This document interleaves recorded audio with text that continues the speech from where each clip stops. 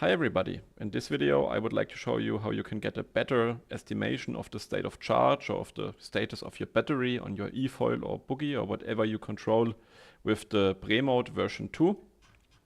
As you can see in the changelog down here, recently I have added this feature which can basically, as it says here, improve battery measurement, so which can easier or better, more accurately tell you how full your eFoil battery is. Now this is especially helpful if you have a small battery or if you really want to use it all the way to the end. Now a bit of theory behind this.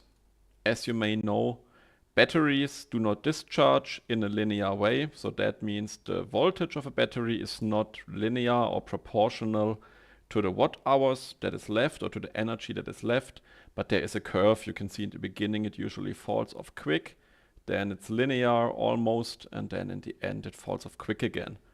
And so now what would be nice is if we could teach the BREmote basically what our discharge curve of our battery looks like. Now, how are we going to do this? I have a very quick schematic here, how we do this.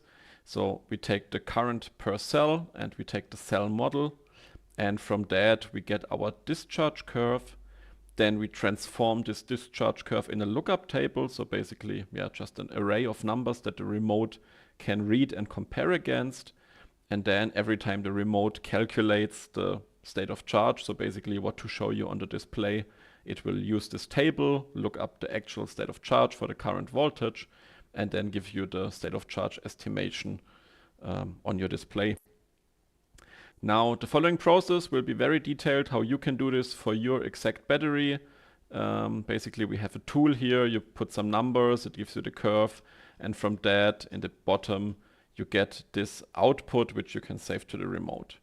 Now, what I will also do for everybody who is not that deeply into doing all of this, I will provide lots of different of those lookup tables for all the common battery types that are on the market. You will find that on the GitHub page, and if you cannot find your battery model, then just let me know on the forum or with a direct message, and I can also add this lookup table for you for your battery type. However, if you actually want to do this yourself, if you want to play around with it a bit or tune it to your liking, then the rest of the video is for you. And everybody else who just wants to upload this lookup table, please have a look at the chapters that this video has and just jump to the last chapter probably and just see how to update this lookup table to your remote. Okay, so then going to how to do this. Now, first of all, as a basis, we of course need the discharge curve for our battery. Now you can measure this yourself, of course, if you have a device. But what I can recommend is, if you actually go to my battery calculator page, I will also link this below, you can find down here 2 links with lots of test results for 18650 and 21700 batteries. And if we go to this page, you can just with the normal Control F search. And then in my case, if I search for the VTC6 cells, I can find them right here, Sony VTC6. And then if you click on that, you will actually find this page. Now on this page, you can see we have the test results, up here a bit of data. And then if you scroll down, we find one diagram for the discharge capacity.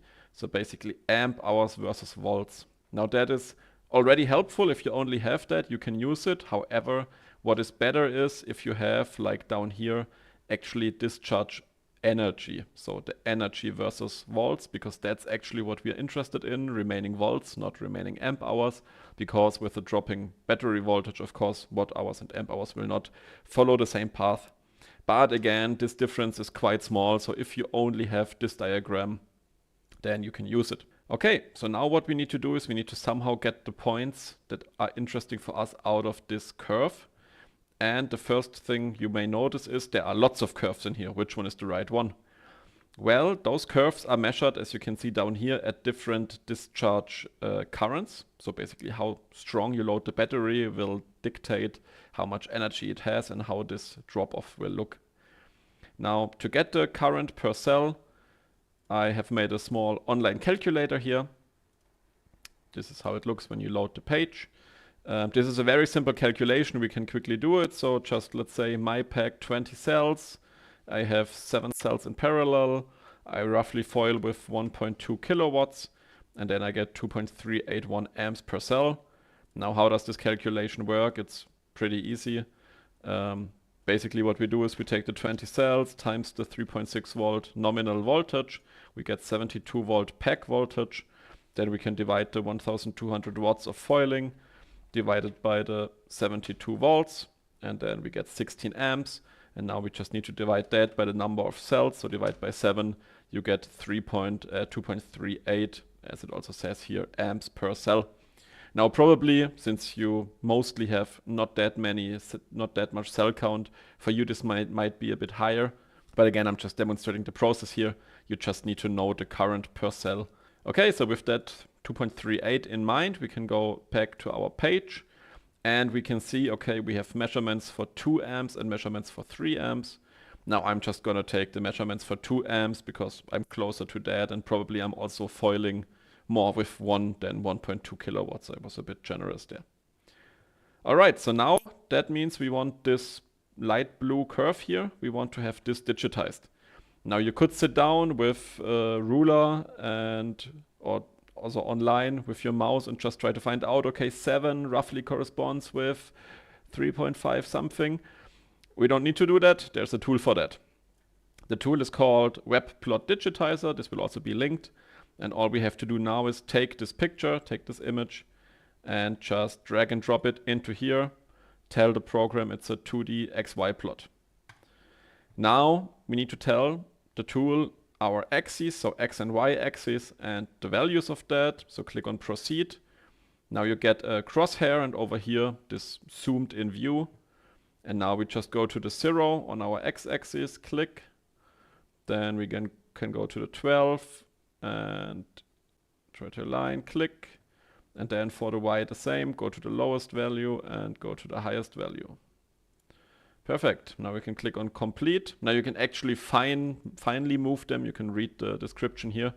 I won't do that, so complete. And then we need to tell the tool what we just did. So we clicked for X1 on 0. That's correct. And for X2 on 12. So let's put 12 here. And then for Y, the first point is at 2.8 and the second point is at 4.2. Perfect. We can also, since this is a digital plot and not scanned or anything, we can click on assume axes are perfectly aligned with coordinates. Click on OK. And now we have digitized this plot in the sense that if we move our cursor, we can see over here 2 values, and those values should correspond. So if I go to the 3 mark on the x-axis, you can see it will also show me that it thinks it's at 3 for the x-coordinate. And the same over here, if I go to 3.9, you can see it shows 3.899. Yeah, basically 3.9. So this has worked.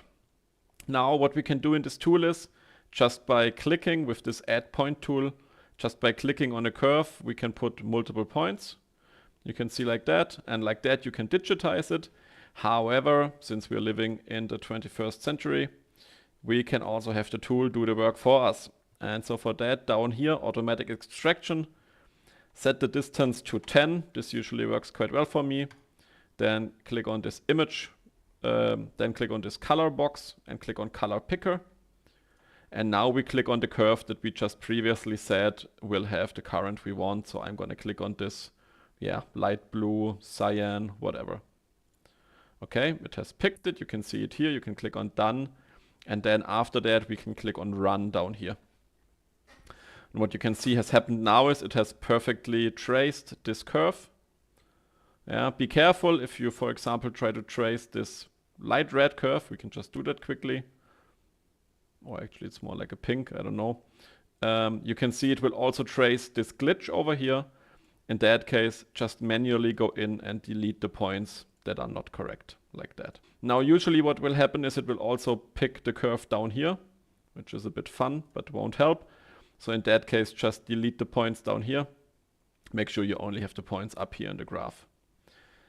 Okay, so now we have traced our curve under load while foiling.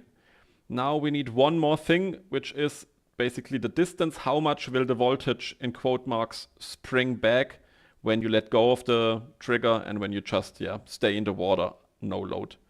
And for that, we can always take the upmost or the topmost curve. You can see it's here, 0.2 amps, basically no current. And now we just need to put 1 point as the last point in our row. And I would recommend to do it in the middle. So you can see we are somehow between 0 and let's say 11. So around 5.5 on the x-axis. Just click on the red curve or on the most upwards curve once. You can see now we have this point here. And what we can already remember for later, this point is at 3.78. And if I go below, this would be roughly 3.70. So you can see roughly 0.8 volt of difference between load and no load. Okay, so now that we've done that, we can click on View Data. And then over here, click on Copy to Clipboard. So we just copy this data stream, this CSV file basically. We can go to the page over here. And now what we need to do is, in this paste field, we need in the first column, we need to put a X, then semicolon Y, and then just add all of our data. Now, if your tool, if your webplot digitizer should give you the file in another format, so with a dot as the decimal and a comma as the separator here, then also up here make sure you say X comma Y instead of X semicolon. That's how it finds the dialect basically, the European or the US form of comma and dot and all of this. Okay, after that we can click on load pasted CSV and you can see we get a nice and clean curve here and then also a nicely interpolated curve here. And what we just talked about, this no load offset, you can see we also get the 0.07 volts that we were already expecting. Now at this point actually what you can do is for this no load offset, if you have any logs of yourself writing, what you can have a look at is actually how much your battery voltage really jumps. And you can see for me right here, over here I've been writing 73.5 volts roughly. Yeah. And then I stopped writing and the battery went to roughly 75, maybe 75.2, whatever. So let's now just take the 73.3 and the 75.2. And what we can do is 73.3 minus 75.2 gives us a difference of 1.9 volts. Now we divide that by the number of cells we have in our pack, which is 20. And you can see we get 0.095. Our tool over here is estimating 0.07. We calculated 0.09. I would say in the beginning, go with the value the tool gives you. And then later, you can still fine tune this value. Okay, so if you scroll further down, now right here we can see basically this lookup table that we are going to send. And what you can see is we have this remaining battery percentage. So everything remaining at 4.1 volts under load. And then nothing remaining at 2.8 volts. And in between, as I said, we have this nice curve traced out. And just like that, down here you can see again, this is the same table, just as a comma separation. And up here, you can also fine tune this no load offset. Again, we could also say 0.09 if we want to go with our actually measured values. In any case, at the end, you click on convert to base 64 and you will get this config string. And that's actually the lookup table in a compressed form that we can now upload to the remote. Okay, so this is going to be the part where we upload the new battery configuration to the receiver. And for that, connect to your receiver. So connect the receiver to USB, connect on the COM port. And then you can just quickly give it a $conf to see if it's there. And now what we need to do is to just say $set BC and colon. And then we need to copy our lookup table, our battery lookup table, either if you generated it yourself from the tool, or if you copy it from my database for all kinds of cells, then you copy it from there. And then you just paste it here and click on send. Now you can see setting the calibration to, and it says it has saved it. And now if you quickly say reboot, then you should see after rebooting, you can see here, it reads the normal config data, that worked. And then after that, it reads the battery config. And here you can see what it loaded. So you can see battery calibration, it loaded the offset of 0.09 volts. That's actually what we have configured here. So that worked. And you can also see it says 100% remaining at 4.1 volts. So that's correct. That's what we set. And then empty should be at 2.81 volts. And you can see, yeah, it worked. Remaining 2.81 at 0%. Okay. And with that, we have updated this. So now, again, no matter which voltage source you use, you will be able to very accurately read the input voltage. Okay, so now a last step that we can do is to actually fine-tune the battery measurement of our receiver, and that is also recommended for everybody. Now, how to do that? First of all, get your configuration string right here. And then you can see if we decode this, down here we have the UBAT cal and UBAT offset values. Now the calibration is basically how to calculate from the measurement of the receiver back to a voltage, and that should actually be fairly accurate for everybody. So you probably don't need to change anything here. However, what can happen sometimes is that there is an offset. And how we can find this, and you can already see for mine I had to set it at 0.3, but how you can find this is on the receiver, just send a question mark print BAT, so print battery, and now you can see it will continuously give us a voltage. It says it measures 14.02 volts, it applied my offset of 0.3 that I already put, and then it has a 14.3 final. And if I look at my power supply, it's actually 14.4 that I have set. So actually I don't need a 0.3, I would actually need a 0.4 volt offset. I could set this now, so like always in the config, just put a 0.4 here, and then up here, export base, copy to clipboard. Then on the receiver, just put a, send a quit to stop the printing loop. Question mark setconf with the new configuration, question mark reboot, and then let's do another print but, and now you can see now it's correct. We have 14 volts measured, offset 0.4, final volts 14.4, and now it's actually correct with what my lab bench power supply says. Now in your case, just connect your battery, I would say at roughly the 80% state of charge level, measure with a multimeter what the battery actually has, and then look over here what this prints. Okay, and then with that we are done. So basically that's all you need to do to fine-tune and improve the accuracy of your state of charge estimation. I will make a separate paragraph somewhere here, which will have all of the configuration values for all of the most common batteries. Again, if you have a battery that you use that is not in this list, please tell me, then I will add it as soon as possible. Okay, I hope you like this and have a good time. Bye.